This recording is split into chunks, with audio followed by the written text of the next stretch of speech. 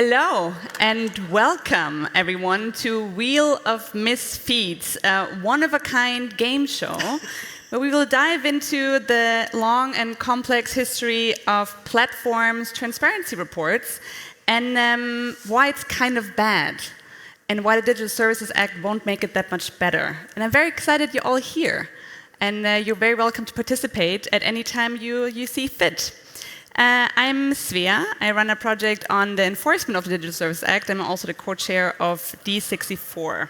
I'm here with Jillian today, who's a writer and activist. You already heard she's director for international freedom of expression at the Electronic Frontier Foundation. She's also a fellow at the Center for Internet and Human Rights at the European University Viadrina and a visiting professor at the College of Europe, Natalin.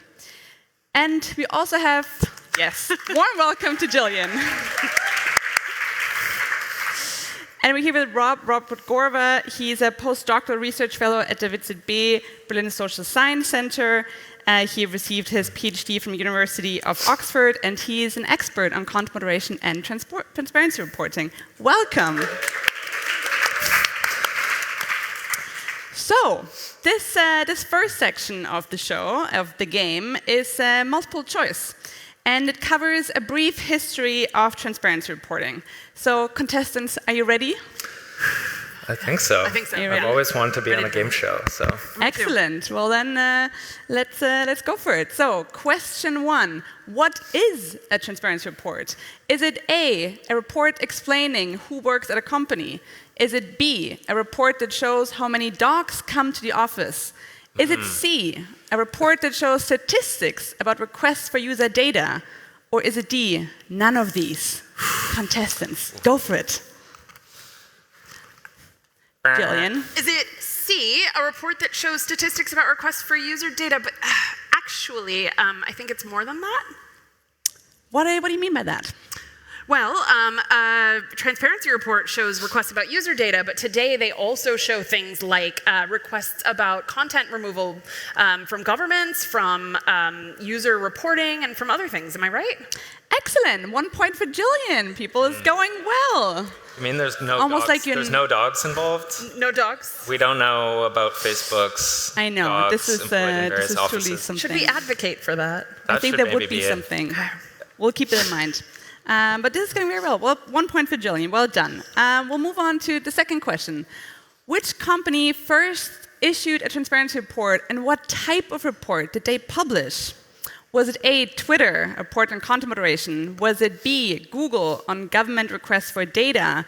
Was it C, Reddit, on copyright? Or was it Meta, on the right to be forgotten? Any thoughts, contestants? We should be running live audience polls at the same time.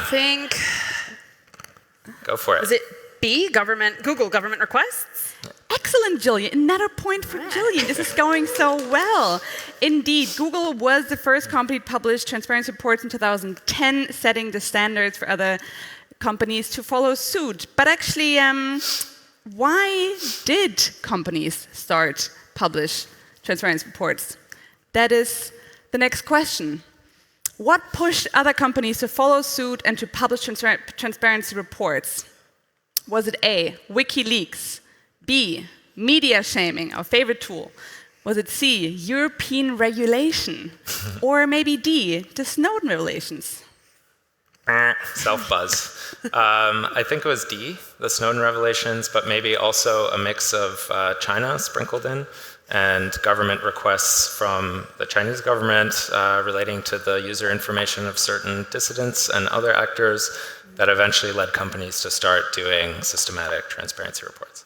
Excellent. 1 point for Rob. Ooh. Yeah, 100%, exactly. Cut some competition. Amid allegations of programs like PRISM and others, Google and other companies started doing, or really Silicon Valley companies started publishing transparency reports as a way to, essentially use transparency to deny their involvement in US surveillance programs. So that's how it all started. Contestants, how are you doing? How are you feeling? Feeling pretty good. All right, okay. Yeah. Okay. One more multiple choice question. Okay, all right. When did Facebook first issue comprehensive community standards? Ooh. Jillian. Was it 2011? No, it was not 2011. We would have wished that. Rob, do you want to go for I think it was 2018. That is correct. I guess it depends on what you mean by comprehensive. So technically they had content moderation rules very broadly conceived in 2011, right? Which is already like 4 years after Facebook was started. 4 years after they were globally available to the world, yeah. And while they said, for example, what hate speech was, they wouldn't actually define what they meant by that until 2018, when responding to some public pressure, Brexit, Trump election, they started actually a consultation with some people, including myself as a grad student, got flown in to Menlo Park and had to sign an NDA, and it was all very weird. And yeah, now we're here. So now most companies are giving a little bit more granular information about what specifically they consider to be prohibited on their platforms. But I have a question. Yeah. Did you get to eat at the cupcake shop on Facebook's campus? I saw the cupcake shop, but I did not eat at the cupcake shop. Bummer. Just disappointing. And Overall also disappointing. trust and safety was like sequestered not to the nice campus. It was like at a, but anyway, that's a whole nother story. Typical mistreatment, I'll ask you trust and beers safety. later. All right, before we start to the second part of this game, which is a little bit more complicated, contestants, tell us something about yourself. Jillian, tell us about your work. Sure. So yeah, my name is Jillian York. I'm at the Electronic Frontier Foundation, and I got involved with transparency reporting way back. I'm not going to give too much away because it might come up in the questions. But I started. I know. I started talking to companies around 2010. And fun fact, my relationship with Facebook started when they got upset about something that I said on my personal blog that had about 100 readers. So you can kind of get a sense of how long ago that was that they would have actually cared about something like that. Yeah. Rob, how did you start working on this? I mean, to be honest, I think I was actually, I'm not just saying this because it's a live feed, but I was really inspired by the work that Jillian and people at EFF were doing in terms of the Who Has Your Back transparency reports. And I just kind of stumbled into this topic as a grad student. And I got really into kind of understanding this like weird bureaucracy of rulemaking that is inside many of the biggest platform companies that operate the services we know and hate today. And yeah, and I guess maybe a fun fact for me was that I got really excited through this process where there seemed to be a kind of opening up, and there was a moment where researchers in 2018 were getting a lot better access to companies than before. You know, going in suddenly it was like you can be in the room theoretically where some of these decisions are being made, but then as soon as this kind of process I was involved with ended and I was trying to do focused research for my PhD, I found that my access just magically evaporated, and no one would answer my emails, and they basically were like, well... What a coincidence. Yeah, so the ebbs and flows of transparency make it hard to research. Amazing. All right, now we're entering the second round of this game.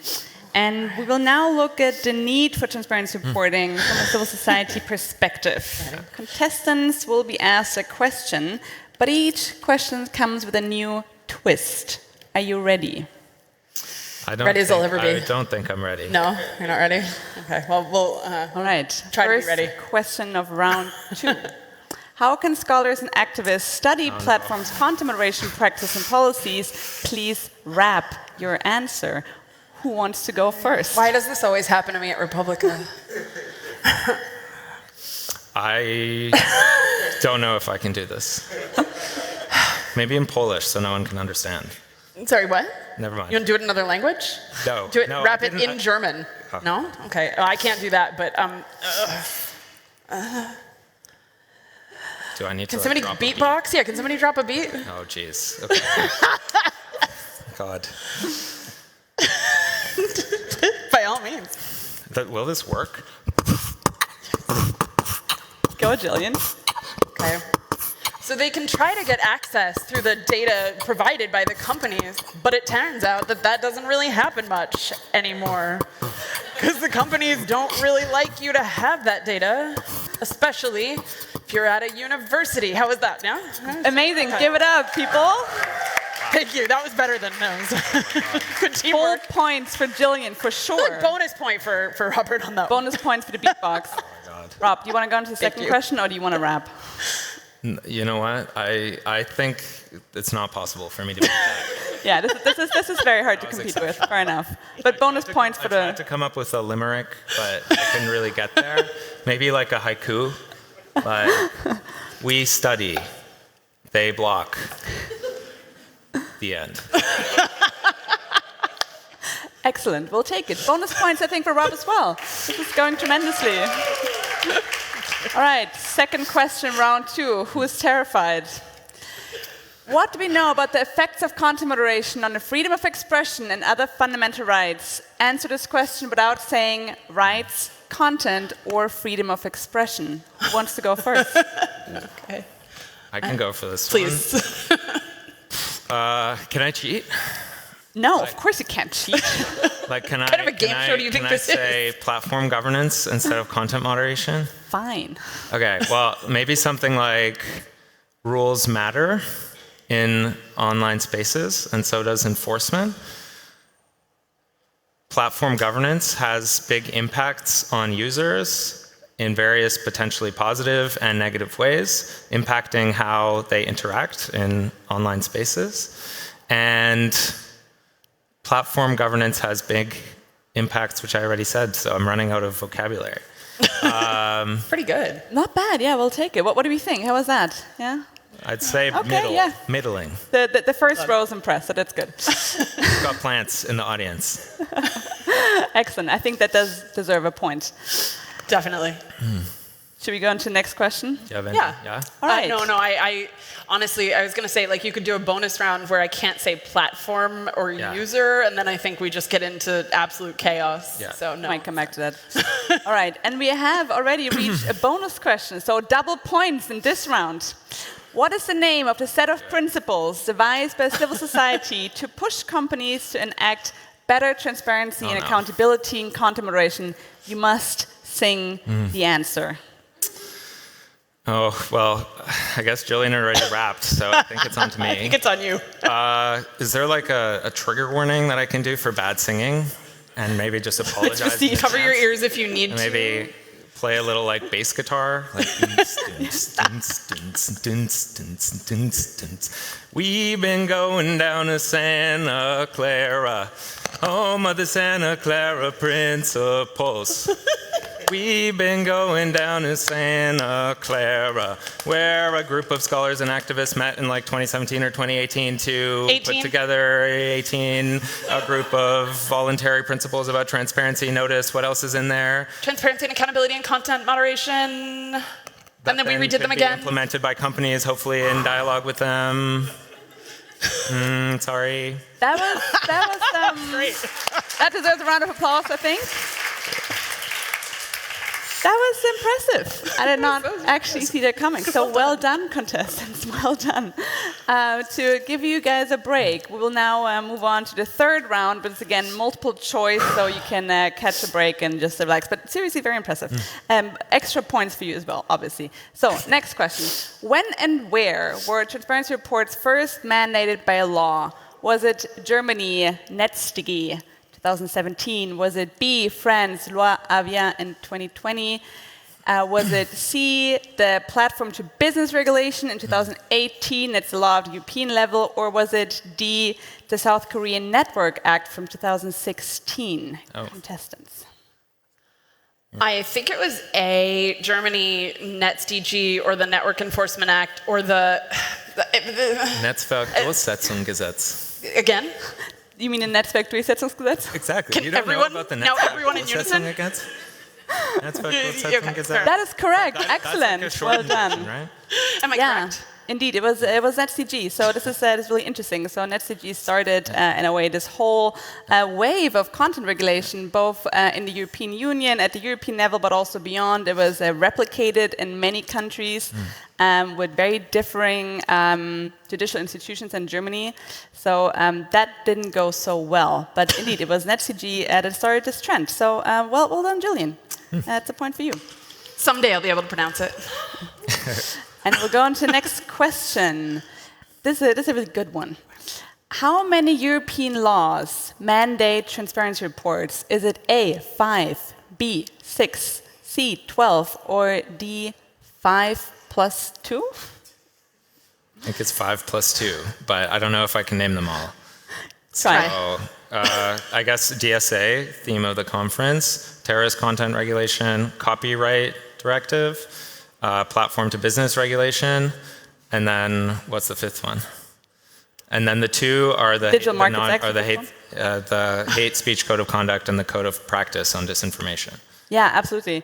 Rob, what do you think? Are these similar? Are they useful? Do people get what they want out of these transparency reports? What's the verdict? I mean, that's a tough and long question. And I'm not familiar with all of them. I know the code of conduct transparency reports pretty well, and the DSA ones pretty well. I'd say like Yine. I think they're, yeah. I mean, there's some concrete information that we know now as part of these. For example, in the DSA, we now have disclosures about the number of content moderators with specific language expertise in different countries. So I was just looking at, TikTok has 7 people who can speak Estonian, for example, as of the last quarter. So that's something interesting, which we didn't really know before. Maybe the Estonian government is going to pick up on that and say, hey, we have almost 2 million people. We have a lot of users on these platforms. You should invest more heavily in our resources. But in terms of being able to do hard-hitting auditing of transparency, I guess the implications of how content moderation systems actually work, it's much harder to do that from these macro-level figures that they give us. Yeah, thank you. Points for you. Well done. And but I missed one, didn't I? Yeah, you missed the DMA. What's the 5th? DMA. DMA has transparency. Which is the Digital Markets Act. Yes, exactly. So lots of transparency reporting happening in Europe, and varying quality. You actually made it through the last round of multiple choice, so congrats. It is getting a little bit more difficult now. In round 4, there's no more multiple choice, but open-ended questions. So, the first one. The DSA, the Digital Services Act, so European New Platform Regulation Law, created a new statement of reasons database. How many entries did that database contain 3 months after its launch? And the audience is very welcome to guess with us here, because it's an interesting number. Who wants to take a guess? I'm going to say, I don't know, just off the top of my head, 1,142,262,801? Excellent, Jillian, excellent. How did you know? Where that came from. Yeah, it's absolutely fascinating. So that database is gigantic. It's very difficult to use. It's also quite difficult to get to actually use it to answer concrete research questions. There have been a couple of people that have been publishing papers trying to extract as much useful information out of the database, but it is gigantic. So platforms essentially send billions of pieces of content to that database every month. They need to essentially record every takedown decision or any content moderation decision where they send out the reasons to the users affected. So that is a gigantic database that could be very helpful, but I think people haven't really found a lot of ways to make it useful. Maybe a bonus question, which product, which platform sends in the most piece of information to that database? You know? Not Twitter. Not Twitter. Not Definitely Twitter. not Twitter. X. Anyone wants to take a guess? Google Shopping, exactly. Google Shopping? Yeah. Amazing. So it's there's lots of research to be done there on what's happening on Google Shopping. It's actually Google Shopping. It is actually Google Okay. Shopping. Yeah. I didn't know that. Quite interesting. All right, we're moving on to the next question. Does the DSA, the Digital Services Act, mandate reporting of helpful new data categories? And if so, which ones? Oh, let's see. Okay, no. I'm going to go with no. Bold choice. Because platforms are obliged to report data with more granularity than what we've seen before. But the context is missing, so as well as some of the detailed information that we have around rules, which have led to the removal of a piece of content and how those guidelines are then interpreted internally. Yeah.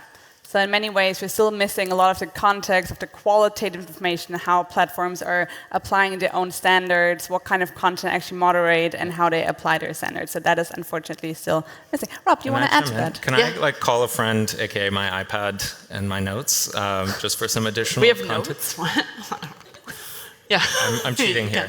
But I mean, the one thing I guess maybe Yeah, I think people will disagree about helpful, the term, but there definitely are new data categories that no other transparency framework has had.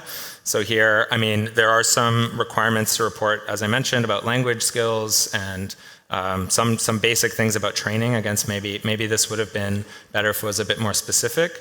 But theoretically, there's also information about accuracy and errors, and some of the provisions of the NetzDG, which was a mechanism to report specifically illegal content and have figures, hopefully, about specific requests to remove stuff under for illegal reasons. That's now in the DSA. Yep. So before, platforms could collapse, so to say, oh, we're removing all this stuff, but we're doing it under our own community guidelines. And now there's Article 16 of the DSA, and companies are reporting on this. So like Amazon, I think, removed 8,000 things and 800 things under Article 16, so illegal products in Germany in the last quarter. Yeah. So again, there is information, and part of the challenge is that the transparency of these systems has been so bad historically. I guess we're getting some kind of incremental stuff. Points for both, clearly. Well done. Thank you for that information. All right, we'll move on to the next question, which is also the last one of this set, unfortunately. Name the ways in which the Digital Services Act has fixed access to data for researchers. Who wants to take that? Rob, go for it. I'm a researcher. I think, again, this is going to be a really interesting kind of devil in the details scenario. So there's a part in the Digital Services Act, Article 40, which creates a mechanism, theoretically, where researchers can go to their digital service coordinators in each member state and submit requests, which will then be forwarded to companies for specific types of data. And there's some language here that this has to be on things that contribute to the detection, identification, or understanding of systemic risks to the EU. And on one hand, this could actually be helpful because, as I kind of alluded to earlier, the previous system was very much about like who you knew and what companies would kind of get out of a partnership with you, even if theoretically there were few strings attached. So now potentially there's some other type of mechanism to get access to companies. The question will be like what that actually looks like in practice, and there's a trade secrets exemption, which potentially could be used by companies to really deny all sorts of claims. I think many of the researchers, so I'm not an expert on this article, there's entire workshops and conferences and many and that have been produced by people all over Europe in civil society and academia about this specific article.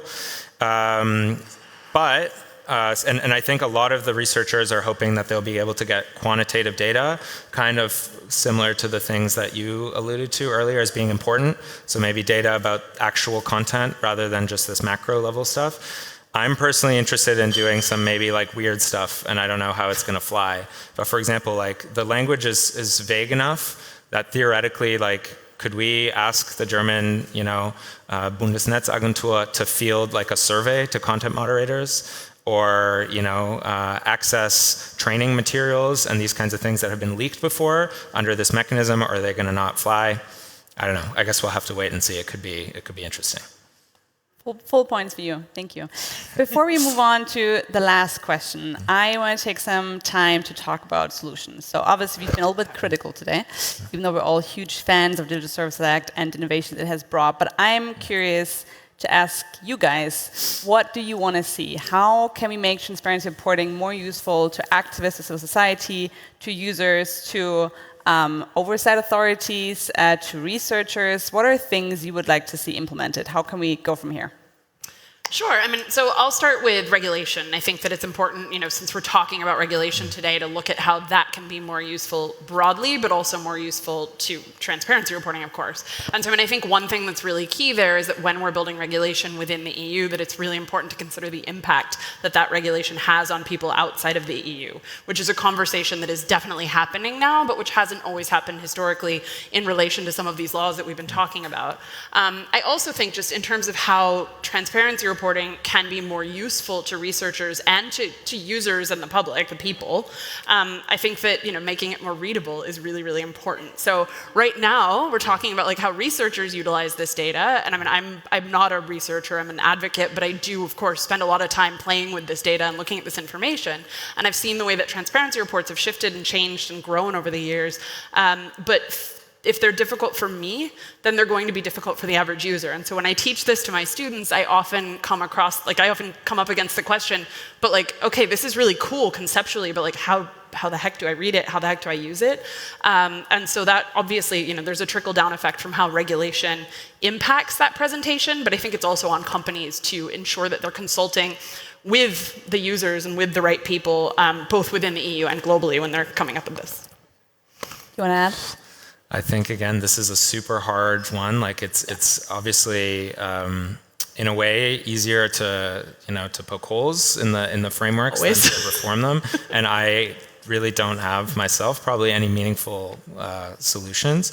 I think the kind of fundamental concern maybe is that a lot of this becomes still, even though as it becomes more robust and institutionalized, some kind of transparency theater, or we get this kind of audit society situation going on where some of these transparency reports increasingly are going to be backed up by third-party audits, which I think is a meaningful development because so far companies are kind of marking their own homework and they can disclose whatever numbers they want, and unless there's some like egregious errors that are really obvious to people, we don't really know anything else fundamentally. So I think the research data access piece is interesting.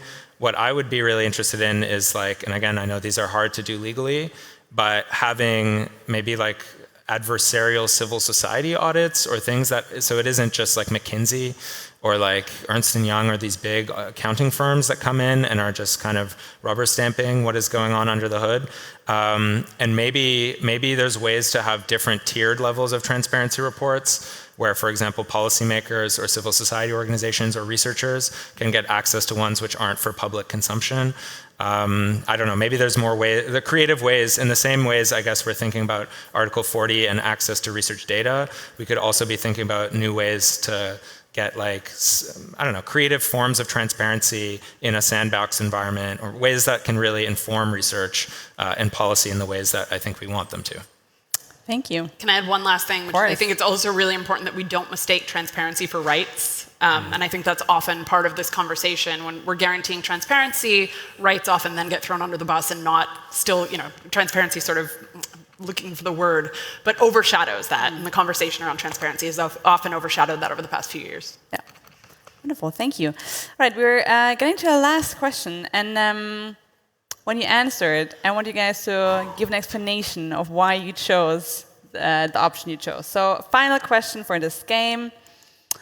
Which tech executive is the biggest anti-hero of transparency reporting? Is it A, Sundar Pichai, B, Mark Zuckerberg, C, Elon Musk, or D, Satya Nadella? What are your picks?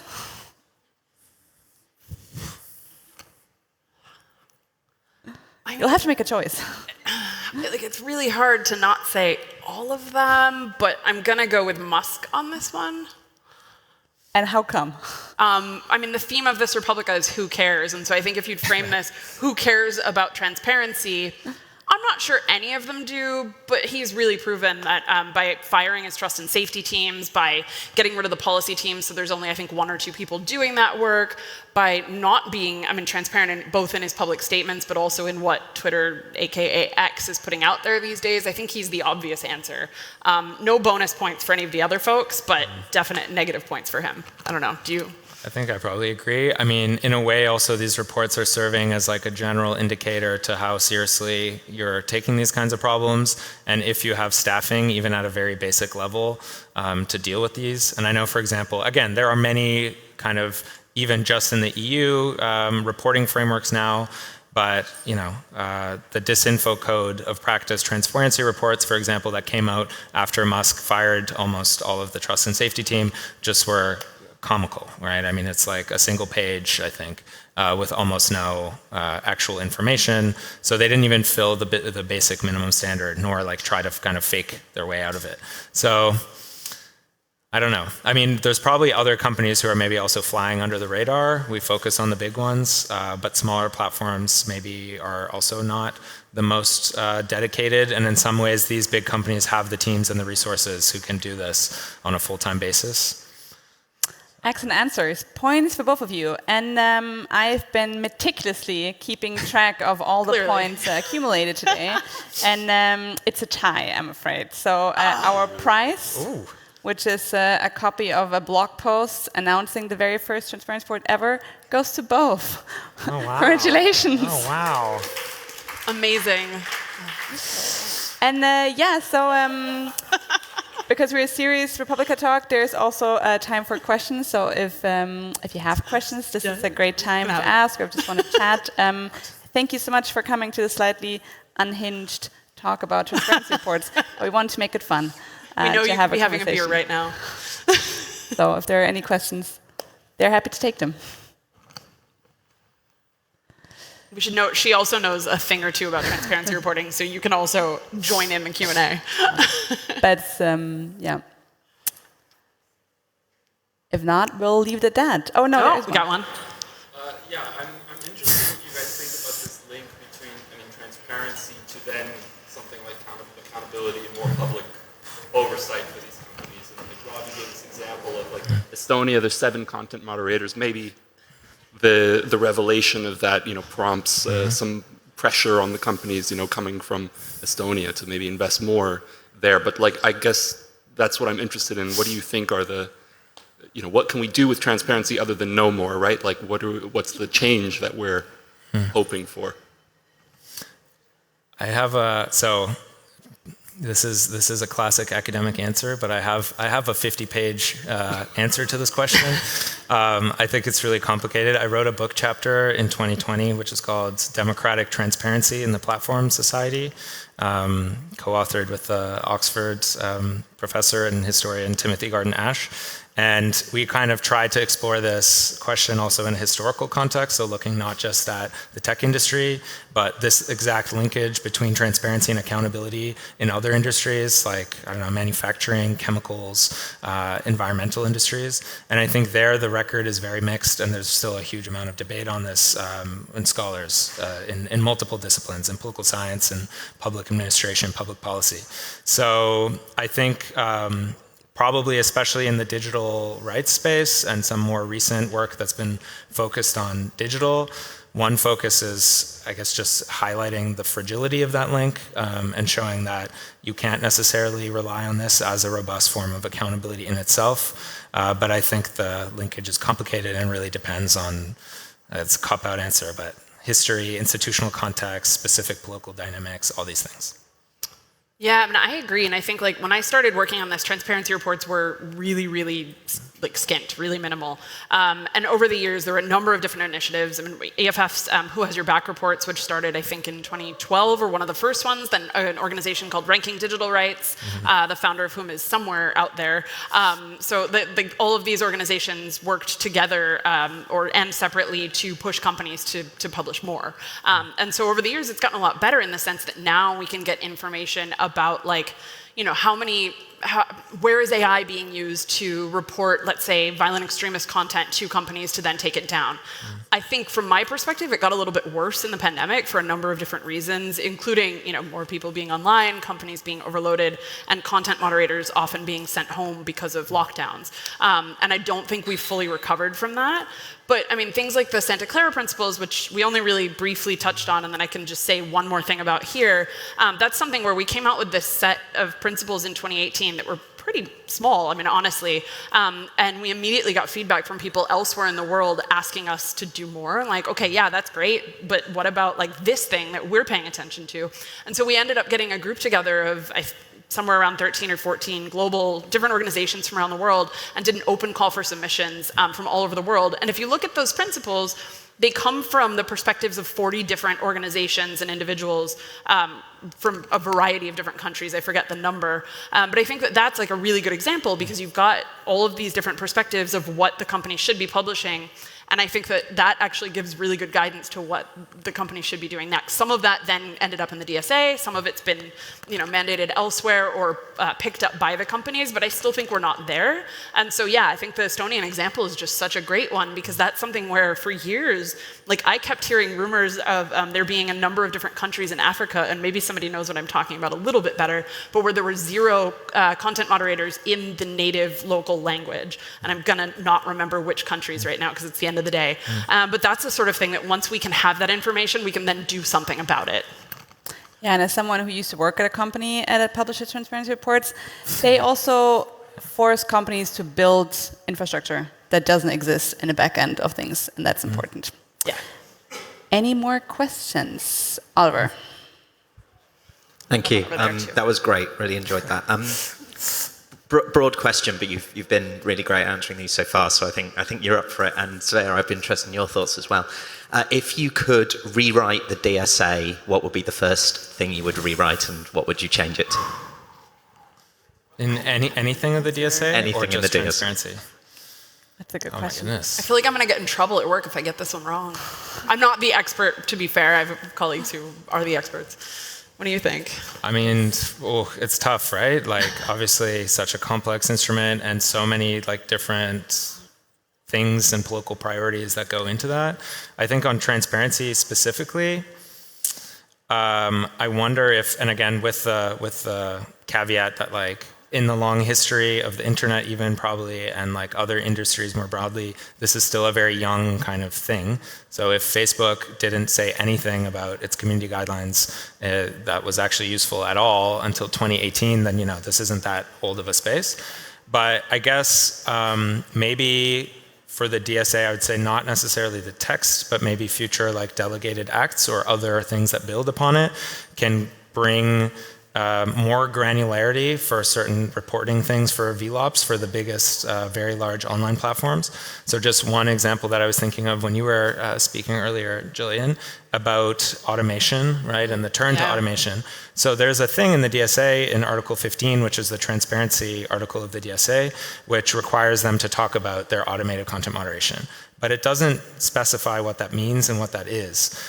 So I was looking at the Amazon report, for example, just before this talk, and they say, I have the number here, but off the top of my head, they took 250 million actions in the last quarter, proactively, they say. So not based off of flags from governments, trusted flaggers, users. So they found 250 million pieces of content, and they say 30 million of them were fully automated. And you're like, okay, cool. I mean, that's kind of interesting, but what are we supposed to do with that information? What does that process actually look like? And again, they're counting appeals as basically things that are overturned on appeal. That's how they test the accuracy of these systems. So again, I know these are hard and maybe not necessarily politically feasible things, but getting more granularity and also trying to get companies to disclose more about their actual kind of ecosystems is to me more important. But I guess I would be working at the commission if I knew these answers. Yeah. Any more questions? Yeah, over here. Over there. Thank you so much. My question is which impact could transparent content moderation on platform have on user, internet user of this platform, especially on blocked user, who have been deplatformed, and especially which risk it brings for democracies. Sorry, can you clarify the part about on a blocked user? Do you mean a user blocked by another user, or a user who's been removed from a platform? From platform. Oh, okay. Yeah. Yeah, I mean, I think that unfortunately there's not a level of granular transparency that's super helpful to an individual user. It's all really the things that are helpful in aggregate. And so when we're looking at if you're a user who's been booted off, kicked off, removed from a platform for violating a given set of rules, community guidelines, terms of service, whatever, then it's not going to help you much in understanding your situation, but it might help you, and it has helped me at times, to look at it and go, okay, like what is the percentage of people who are being reported for this given violation? What percentage of that is then complied with by the company? And I think we can get some sense of the impact on democracy. I mean, I think violent extremism is such a good example of this because most people would think, okay, yeah, let's take down all the violent extremism, let's use automation, let's get rid of it, no problem, done, right?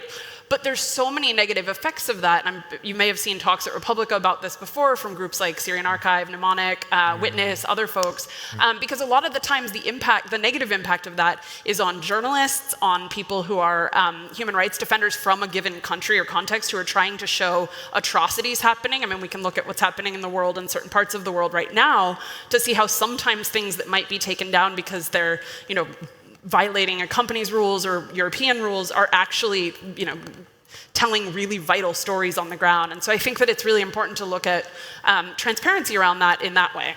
I hope that answers. I don't know.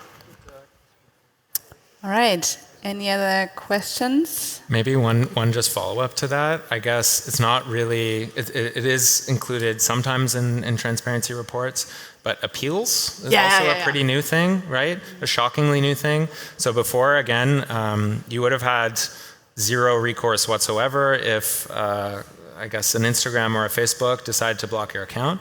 And now, at least also since 2018, most platforms do have some kind of appeals process. Although I actually don't like that terminology. I think more like, and I don't want judicial metaphors either, so I don't know, but like it's more like a retrial. It's not necessarily going to someone with different expertise. It's just going back into the pipeline to be reviewed by a different moderator to see if they made a mistake on the enforcement of their existing rules. And there's still, I guess, a system that some academics have called tiered governance, where your access to remedy is very determined by who you are and how well connected you are to people in power in the companies and in politics, right? And that fundamentally, again, there is a question of scale. So these companies are blocking hundreds of thousands of accounts a day often. Many of those, most of those are actually being done for fraud. Oh, I just came up with a fun additional question. Well, just like a random thought. So in Amazon's it was in TikTok's DSA report.